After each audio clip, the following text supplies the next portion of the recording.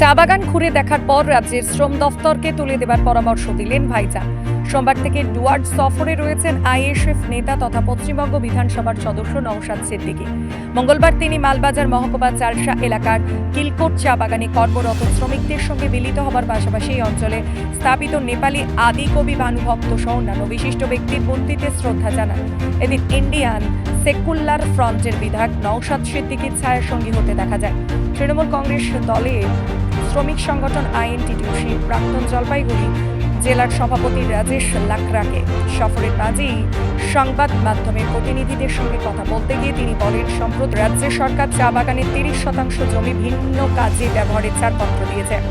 এরপর হয়তো 100% দিয়ে দেবে, চা বাগানই থাকবে না এই অঞ্চলের ভূমিপুত্রদের কাজ। কি করে চলবে এদের জীবন জীবিকা?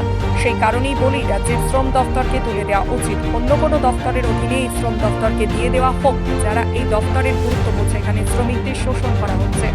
এখন সমগ্র এই বঙ্গের ডেভেলপমেন্ট হোক আমরা বারবার চাইছি, কারণ এই বঙ্গের মানুষ ক্রমশ পিছিয়ে যাচ্ছে।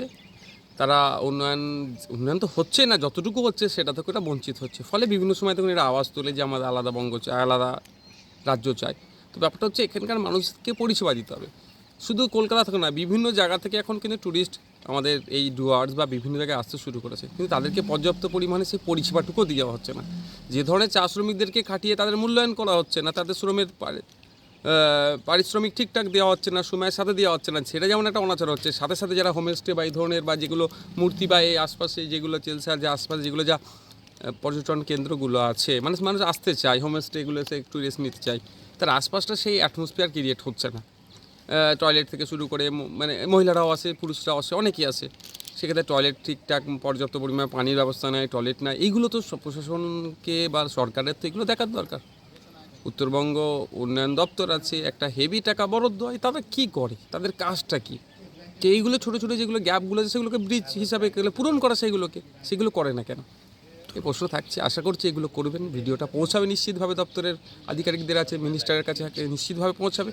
তার কাছে অনুরোধ এটাই, এখানকার মানুষকে যদি আপলিফমেন্ট করতে হয়, সামগ্রিকভাবে এখানকার মানুষকে সেই অ্যাটমসফিয়ার ক্রিয়েট করতে হবে, যেগুলো হচ্ছে চা শ্রমিকদের ক্ষেত্রে যেরকম হয় তাদের পরিষেবার ক্ষেত্রে, এবং যেখানে বাইরে থেকে মানুষ এখানে যারা ট্যুরিস্ট হিসাবে এসছেন, পর্যটক হিসাবে এসছেন, পর্যটন কেন্দ্রে আসছে, তাদেরকে সেই ফ্যাসিলিটিসগুলো দেওয়ার ব্যবস্থা করতে হবে।